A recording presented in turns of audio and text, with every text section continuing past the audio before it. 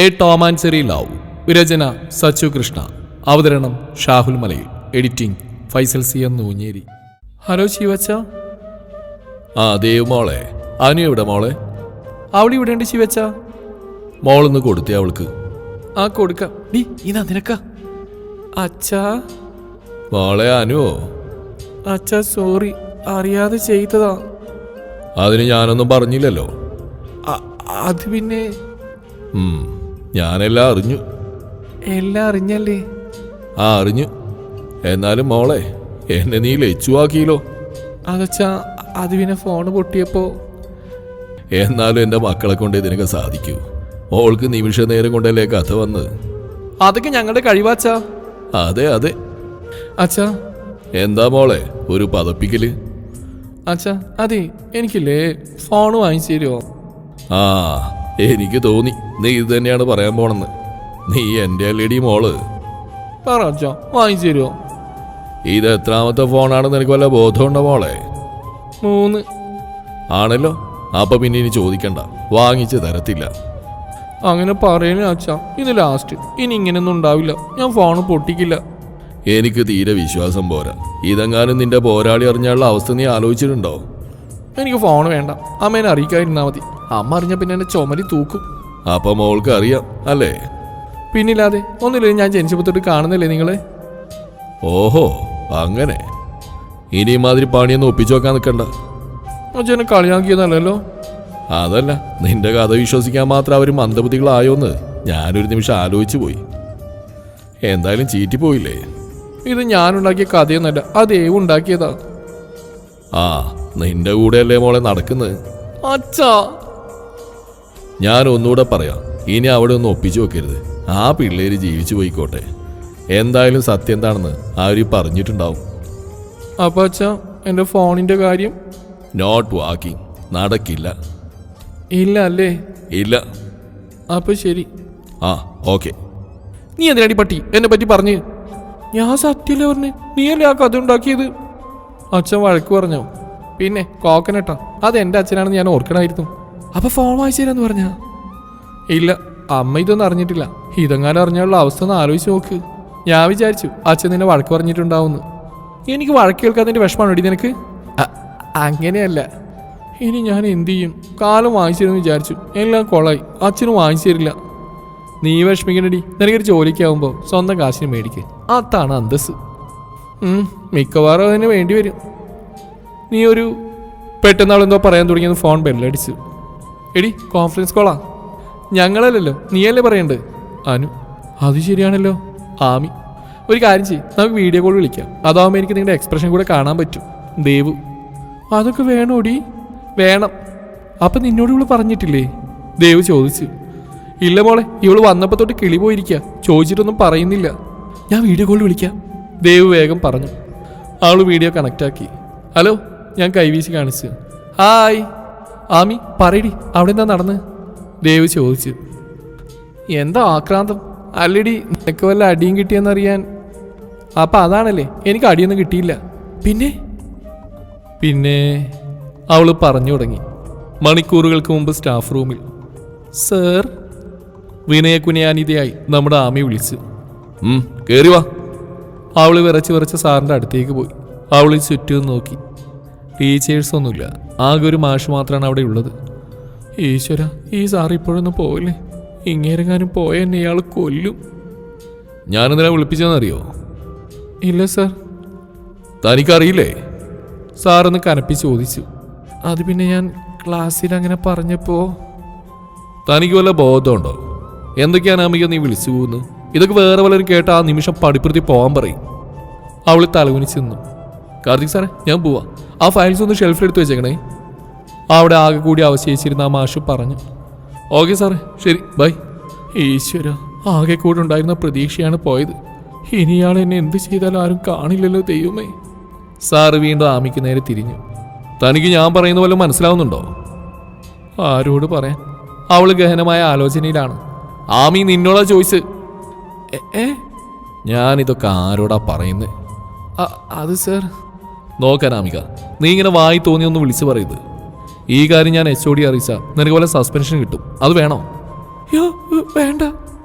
എങ്കിലും ഇനി ഇതൊന്നും ആവർത്തിക്കരുത്. താൻ അച്ഛനും അമ്മയ്ക്ക് ഇങ്ങോട്ട് വിടുന്ന പഠിക്കാനാ, അല്ലാതെ ഇങ്ങനെ വായി നോക്കി നടക്കാനല്ല. മനസ്സിലായോ? 3rd സെം എക്സാം വരാറായി. താനിങ്ങനെ ഉഴപ്പിയാലെങ്ങനെയാ? ക്ലാസ് എടുക്കുമ്പോൾ വേറെന്താ താൻ ചിന്തിച്ചിരിക്കുന്നത്?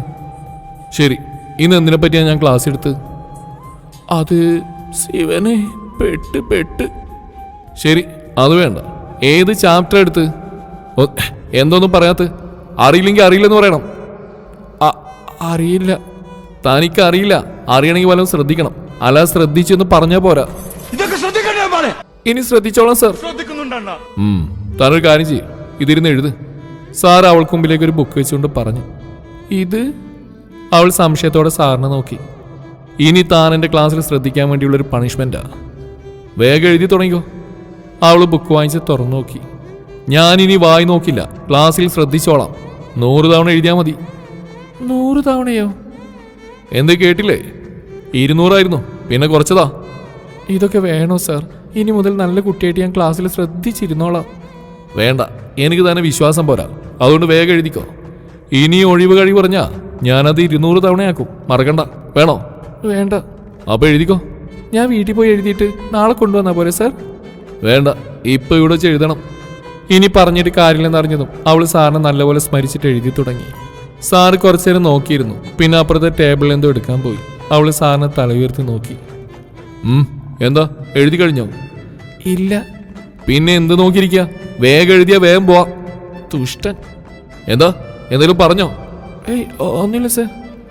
അവൾ ഒരുവിധം അത് എഴുതിയെടുത്തു. കൈയൊക്കെ ചെറിയ രീതിയിൽ നീല കളറായിട്ടുണ്ടോ? സാർ കഴിഞ്ഞു. ഓ, ഇത്ര പെട്ടെന്ന് കഴിഞ്ഞു. ഫാസ്റ്റ് ആണല്ലോ. പുറമേ ഇങ്ങനെ ചിരിച്ചിട്ട് അകത്ത് ദേഷ്യം പിടിച്ച് നിൽക്കുകയാണ് ആമി. അപ്പൊ ശരിയെന്നാ, ഇനി വായി നോക്കാൻ ഉഴപ്പാനും തോന്നിയാ ഇത് ഓർത്താ മതി. പോയിക്കോ. അവള് സാറിന്റെ പൂർവികരെ സ്മരിച്ചുകൊണ്ട് തിരിഞ്ഞടന്നു. അതെ, ഒന്ന് നിന്നേ. അവൾ ഇനി എന്താന്നുള്ള എക്സ്പ്രഷൻ ഇട്ട് നിന്നു. സാർ അവളുടെ അടുത്തേക്ക് വന്നു. അവളെ കൈ പിടിച്ച് ചുമരിനോട് ചേർത്ത് നിർത്തി. അവളിപ്പോൾ എന്താ ഉണ്ടായെന്നറിയാതെ സാറിനെ മിഴിച്ചു നോക്കി. എന്താ സാർ? അല്ല, എനിക്കെന്തോ തരുമെന്ന് പറഞ്ഞില്ലേ ക്ലാസ്സിൽ വെച്ച്, അത് ചോദിച്ചതാ. അത് ഞാൻ. സാർ അവളുടെ അടുത്തേക്ക് മുഖം അടുപ്പിച്ചു. അവൾ കണ്ണ് മുറുക്കി അടച്ചു. ദൈവമേ, ഇതിലത് തന്നെ ഉമ്മിക്കൽ പരിപാടി. അയ്യോ, എൻ്റെ ഭർത്തൂന് ഞാൻ കൊടുക്കാൻ വെച്ച് എല്ലാം ഇപ്പൊ വെള്ളത്തിലാവില്ലേ? ഞാൻ ഇതെങ്ങനെ സഹിക്കും? അവളുടെ മുഖത്ത് വിരിയുന്ന ഓരോ ഭാവങ്ങളും കാർത്തിക് നോക്കി നിന്നു. അവളുടെ വെപ്രാളം കണ്ടിട്ട് അവന് ചിരി വന്നു. പക്ഷെ അവനത് അടക്കി പിടിച്ചു. കുറച്ചു നേരമായിട്ടൊന്നും സംഭവിക്കാതിരുന്നപ്പോൾ അവൾ കണ്ണു തുറന്നപ്പോൾ കാണുന്നത് അവളെ തന്നെ നോക്കി നിൽക്കുന്ന സാറിനെയാണ്. ആളി ചിരി കടിച്ചു പിടിച്ച് അവൾ നോക്കി നിൽക്കുന്ന കണ്ടപ്പോൾ അവൾക്ക് എന്തോ പോലെ തോന്നി. ഇനി വായി നോക്കാൻ തോന്നിയാലേ ഇതും കൂടെ ഓർമ്മിച്ചേക്ക്. സാർ അതും പറഞ്ഞ അവളുടെ കവിളിലും തട്ടിയിട്ട് ചിരിച്ചുകൊണ്ട് പോയി. ആമിയാണെങ്കിൽ പറന്നുപോയ കിളികളെ കൂട്ടിൽ കയറ്റുന്ന തിരക്കിലും. എന്റെ എടികളെ ഒന്ന് നിർത്തുന്നുണ്ടോ നിങ്ങളുടെ കൊലച്ചിരി? ആമി, എന്റെ ആമി, ഞങ്ങൾക്ക് ചിരിക്കാതിരിക്കാൻ പറ്റുന്നില്ല. ദേവു, എന്നാലും കാർത്തിക് സാർ നിസ്സാരക്കാരനല്ല. ഇവളെ പിടിച്ച് കിസ്സാൻ പോയില്ലേ? അനു, ഇവള് കിസ്സടിക്കുന്ന കരുതി നമ്മൾ ആരായി? അബി, ശശിയുടെ അളിയൻ സോമന്റെ അനന്തരവള്. ദേവു, ഒന്ന് നിർത്തുന്നുണ്ടോ നിങ്ങൾ? കുറെ നേരം മനുഷ്യൻ സഹിക്കുന്നു. നിങ്ങളോടൊക്കെ പറഞ്ഞ എന്നെ പറഞ്ഞാൽ മതിയല്ലോ. Ami on terror mood. അച്ചോടാ, ഞങ്ങളുടെ ആമി പൊട്ടി പിണങ്ങിയോ? ആരടി പൊട്ടി? സംശയം എന്താ? നീ തന്നെ. പൊട്ടിയല്ല, പൊടി പട്ടി. നീ ഒന്ന് ചുമ്മായിരിക്കും ദേവു. പാവാകെ പേടിച്ചു പോയിട്ടുണ്ടാവും. അനു, പിഞ്ഞേ പേടി കുഞ്ഞു പോരി. അതും അയാൾക്ക് എന്നെ ശരിക്കും അറിയില്ല. നിങ്ങൾ നോക്കിക്കോ, ഇതിനുള്ള പണിയാൻ കൊടുക്കും. ഒന്നുമില്ലല്ലോ, ഒരു പാവം കൊച്ചല്ലേ. എന്നിട്ട് എന്നെ കൊണ്ട് വായി നോക്കില്ലെന്ന് എഴുതിപ്പിച്ചേക്കുന്നു. ആമി, നീ വേണ്ടാത്ത പണിക്കൊന്നും പോകണ്ട. ഇനിയും ചിലപ്പോൾ നിന്നെ കിസ്സടിക്കാൻ വന്നാലേ നീ അവിടെ പൂച്ചക്കുഞ്ഞിനെ പോലെ നിൽക്കത്തേ ഉള്ളൂ. അത് പിന്നെ പെട്ടെന്ന് വന്ന് ആരായാലും ഒന്ന് പേടിച്ചു പോകില്ലേ, അത്രേ ഉള്ളൂ. എന്തായാലും നീ ഇനി വായി നോക്കാൻ നിൽക്കണ്ട. നിന്റെ കളക്ഷൻ ഞങ്ങളങ്ങ് ഏറ്റെടുത്ത്. എങ്ങനെയുണ്ടാനു? എന്റെ വായിരിക്കുന്ന സരസ്വതി കേൾക്കരുത്. നീ അയാൾ പേടിച്ച് വായി നോക്കാണ്ടിരിക്കാൻ. ഞാൻ അയാളുടെ ഭാര്യ ഒന്നല്ലല്ലോ. ആമി കൂൾ, നീ ഇങ്ങനെ ടെററാവില്ലേ? അബി, അതൊക്കെ വിട്. ഇനി അതിനെക്കുറിച്ചൊന്നും പറയണ്ട. നിനക്ക് ഫോൺ കിട്ടിയാനു? അപ്പോഴാണ് ഞാനും അതിനെപ്പറ്റി ആലോചിക്കുന്നത്. പറഞ്ഞ പോലെ നിനക്ക് ഫോൺ കിട്ടിയോടി? അബി, ദേവ് അവിടെ എന്നെ നോക്കി ചിരിക്കുന്നു. നീ എന്താ ദേവ് ചിരിക്കുന്നേ? അവൾക്ക് ഫോൺ കിട്ടിയില്ലേ? അബി. പിന്നെ അവളെല്ലാം അങ്ങോട്ട് എഴുന്നള്ളിച്ച് കൊടുത്തു. ആമി പൊട്ടിച്ചിരി. ഞാൻ ദയനീയമായി അവളെ നോക്കി. എന്തൊക്കെയായിരുന്നു എൻ്റെ കഥ കേട്ടപ്പോൾ. എന്നിട്ട് അവളുടെ കഥ നോക്കി. ആമി കിടന്നു ഉരുണ്ടും മറിഞ്ഞും ചിരിക്കുകയാണ്. അപ്പം നിനക്കിനി ഫോണ് കിട്ടില്ലേ അനു? അബി, ഇല്ലടി, അച്ഛൻ നൈസായിട്ട് തേച്ചു. നന്നായി, ഇനിയിപ്പോൾ എന്താ ചെയ്യാ? അബി, എനിക്കും അറിയാൻ പാടില്ലടി. ഞാൻ എൻ്റെ താടിക്ക് കൈ കൊടുത്ത് പറഞ്ഞു. ഞങ്ങൾ പിന്നെ എന്തൊക്കെയാ കുറേ നേരം സംസാരിച്ചിരുന്നു. എന്നിട്ടാണ് ഫോൺ വെച്ച്. എന്നാലും അനുവിന് ഇത്രയും ബുദ്ധിയൊക്കെ ഉണ്ടായിരുന്നു. എന്നാലും നിന്നെ പരിചയൊരു ഫോൺ ഒപ്പിക്കാന്ന് വിചാരിച്ചതാണ്. പാവം. വിശു വെറും ബുദ്ധിയല്ല, കുരുട്ട് ബുദ്ധി അവൾക്ക്. ഞാനന്ന് ജിത്തു വിളിച്ചപ്പോൾ ചോദിച്ച കാരണം അറിഞ്ഞു. അല്ലെങ്കിൽ അവളവിടെ ലച്ചുവെല്ലാം നമ്മൾ വിശ്വസിച്ചേനെ. അതിന് കൂട്ടു നിൽക്കുന്ന ദൈവമല്ലേ, അപ്പം നമ്മൾ വിശ്വസിച്ചില്ലെങ്കിൽ അത്ഭുതമുള്ളൂ. അവളെ കുടിച്ച വെള്ളത്തിൽ വിശ്വസിക്കാൻ പറ്റില്ലെന്ന് നിന്നോട് ഞാൻ അന്നേ പറഞ്ഞല്ലേ? കിച്ചു അവനോട് ചോദിച്ചു. ഞാൻ അവൾ കുരുത്തക്കേടുള്ള കുട്ടിയാണെങ്കിലും ഇത്രയൊക്കെ ചെയ്യുന്ന കരുതിയില്ല. എടാ, അത് അവൾ അറിയാതെ ചെയ്താ. ഇനി അങ്ങനെയൊന്നും ഉണ്ടാവില്ല കേട്ടോ, ജിത്തു പറഞ്ഞു. ഏയ് അത് സാറില്ല, ഞാൻ അവളെ വിളിച്ചിരുന്നു. കാര്യം സംഭവമായിട്ട് അച്ഛൻ അറിഞ്ഞിട്ടുണ്ട്. അച്ഛനൊക്കെ അറിഞ്ഞാ? കീച്ചു ചോദിച്ചു. ആ, നീ ഫോൺ വിളിക്കുമ്പോൾ അവിടെ ചേച്ചി, അതായത് എൻ്റെ ഭാര്യ അടുത്തുണ്ടായിരുന്നു. അവൾ ഓൺ ദ സ്പോട്ടിൽ അച്ഛനെ വിളിച്ചു. അച്ഛൻ വല്ലതും പറഞ്ഞോ മോളുടെ കഥ കേട്ടിട്ട്? അതാ രസം, അവൾക്ക് ഫോൺ വാങ്ങിച്ചു കൊടുത്ത അച്ഛനാണ്. അപ്പം അവൾ ലച്ചുവാണെന്ന് പറഞ്ഞപ്പോൾ പാവം പകച്ചു പോയി മോളുടെ നിമിഷ കഥ കേട്ടിട്ട്. അമ്മാതിരി കഥയല്ലേ പറഞ്ഞ് ഞങ്ങളൊക്കെ വിശ്വസിച്ചു. അവൾക്ക് അച്ഛനെ ഫോൺ വാങ്ങിച്ചു കൊടുക്കില്ലെന്ന് നന്നായിട്ട് അറിയാം. അതാ നിന്നോട് അങ്ങനെ പറഞ്ഞ് നിന്നെ കൊണ്ട് വാങ്ങിപ്പിക്കാൻ നോക്കിയതാ. അതെന്താടാ അച്ഛൻ വാങ്ങിച്ചു കൊടുക്കാത്തേ? അതവിടെ ഒന്നാമത്തെ ഫോണെന്നല്ല, മൂന്നാമത്തെയാ. മൂന്നാമത്തെ ഫോണോ? ആടാ, അവൾക്ക് ദേഷ്യം വന്ന് അവൾ കയ്യിൽ കിട്ടിയത് എടുത്ത് പൊട്ടിക്കും.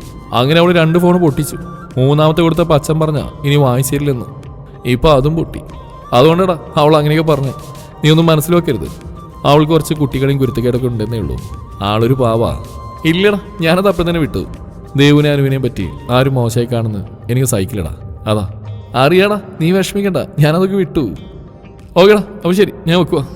ഡാ സഞ്ജു, എന്താടാ ഇന്ന് ഞാൻ അവളമാരെ കണ്ടിരുന്നു. ആരുടെ കാര്യം ആദർശം നീ പറയുന്നത്? എടാ, കടപ്പുറത്ത് വെച്ച് നിന്നെ അടിച്ചവളില്ലേ അവളെ?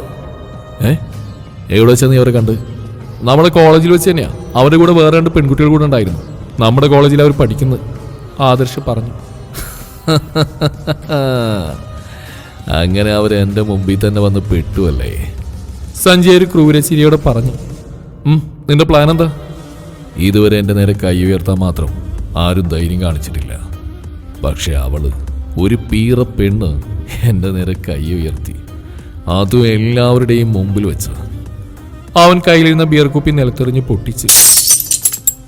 അവൻ്റെ അപ്പോഴത്തെ ഭാവം അവിടെയുള്ള എല്ലാവരെയും പേടിപ്പിക്കുന്ന രീതിയിലുള്ളതായിരുന്നു, ഒരാളെ ഒഴിച്ച്. തീർക്കും ഞാൻ. എൻ്റെ നേരെ കൈ ഉയർത്തിയവരാരും ജീവനോടെ ഇരുന്നിട്ടില്ല. പക്ഷേ അതിനു മുമ്പ് എനിക്ക് അവളെ ഒന്ന് അറിയണം, എന്നിട്ട് തീർക്കാം. അവളെപ്പോലെ ഒരെണ്ണത്തിനെ കയ്യിൽ കിട്ടിയിട്ട് വെറുതെ അങ്ങ് കൊന്നുകളഞ്ഞാൽ എങ്ങനെയാ? അവനൊരു ഗൂഢസ്മിതത്തോടെ പറഞ്ഞു. കയ്യിലുണ്ടായിരുന്ന വേറെ കുപ്പി വായിൽ കമിഴ്ത്തിക്കൊണ്ട് അവൻ അലറി ചിരിച്ചു. ആദർശം അവൻ്റെ ആ ചിരിയിൽ പങ്കുചേർന്നു. ബാക്കിയുള്ളവർ അവൻ്റെ ഭാവമാറ്റം കണ്ട് മുഖാമുഖം നോക്കി. അവനൊരു കാര്യം ഉറപ്പിച്ചാൽ അതിന് ഏതറ്റം വരെയും പോകുമെന്ന് അവർക്ക് നന്നായിട്ട് അറിയാം. അവരെല്ലാവർക്കും സഞ്ജയെ പേടിയാണ്. അവൻ്റെ കൂടെ നിൽക്കാൻ ആഗ്രഹമൊന്നുമില്ല. പക്ഷേ കൂടെ നിന്നിട്ട് പോയാൽ പിന്നെ ജീവനോടെ വെക്കില്ല അവനെന്ന് അവർക്ക് നന്നായിട്ട് അറിയാം. എല്ലാവർക്കും പേടിയാണെങ്കിലും ഇവനെ കൂട്ടത്തിൽ പേടിയില്ലാത്ത ഒരാളേ ഉള്ളൂ, ആദർശ്. കള്ളും കഞ്ചാവുമെല്ലാം കൊടുത്തത് ഇവനാണ്. സഞ്ജയ് ബോധമില്ലാതെ കുഴഞ്ഞാടിപ്പോകും നോക്കി ആദർശിന്റെ മുഖത്തൊരു പുച്ഛച്ചിരി വിരിഞ്ഞു. എടി അനു, എനിക്ക് ഫുഡ് കഴിക്കാൻ പോകാൻ പേടിയാവുക. നീ ഇപ്പം എന്താ പറഞ്ഞ്? എനിക്ക് ഫുഡ് കഴിക്കാൻ പോകാൻ പേടിയാവുന്നു. എന്തേ? നിനക്ക് ഫുഡ് കഴിക്കാൻ പേടി? എൻ്റെ എടിയെ, മനുഷ്യന് വിശ്വസിക്കാൻ പറ്റുന്ന വല്ലതും പറ. അല്ലാതെ ഇങ്ങനെ ഫുഡ് കഴിക്കാൻ പേടിയെന്ന് പറഞ്ഞാലേ ആരും വിശ്വസിക്കില്ല. അതും നീ. അതെന്താടി അങ്ങനെ? എടി, എല്ലാവർക്കും അറിയാം ജീവൻ പോണ കാര്യമാണെങ്കിൽ നീ ഫുഡ് കഴിച്ചിരിക്കും. അവൾക്ക് ഫുഡ് കഴിഞ്ഞാൽ ആരുള്ളൂ. അപ്പോഴേ അവിടെ ഒരു പേടി. തെണ്ടി, ഞാൻ പറഞ്ഞ സത്യം തന്നെയാണ്. അവിടെ കിച്ചിട്ടും വിച്ചിട്ടും കാണും. അതിന് എടി, അതിനുള്ളിൽ നിന്നോട് ഞാൻ പല പ്രാവശ്യം പറഞ്ഞിട്ടുണ്ട്, ഒരു കാര്യം പറയുമ്പോൾ അതിനെന്ന് ചോദിക്കരുതെന്ന്. മോളെ ദേവ്, എന്നെ ഇത് പഠിപ്പിച്ച നീ തന്നെയല്ലേ? നീ പറയുന്ന കേട്ടിട്ടാ ഞാനിതൊക്കെ പഠിച്ച്. എന്ന് കരുതി ഞാൻ വല്ല സീരിയസ് കാര്യം പറയുമ്പോൾ ഒന്നും ഇത് പറയാൻ പാടില്ല. അതെന്താ, നിനക്ക് കൊമ്പുണ്ടോ? അതല്ലേടി, ഇത് പഠിപ്പിച്ച് ഞാനല്ലേ, അപ്പൊ ഞാൻ ഗുരുവല്ലേ.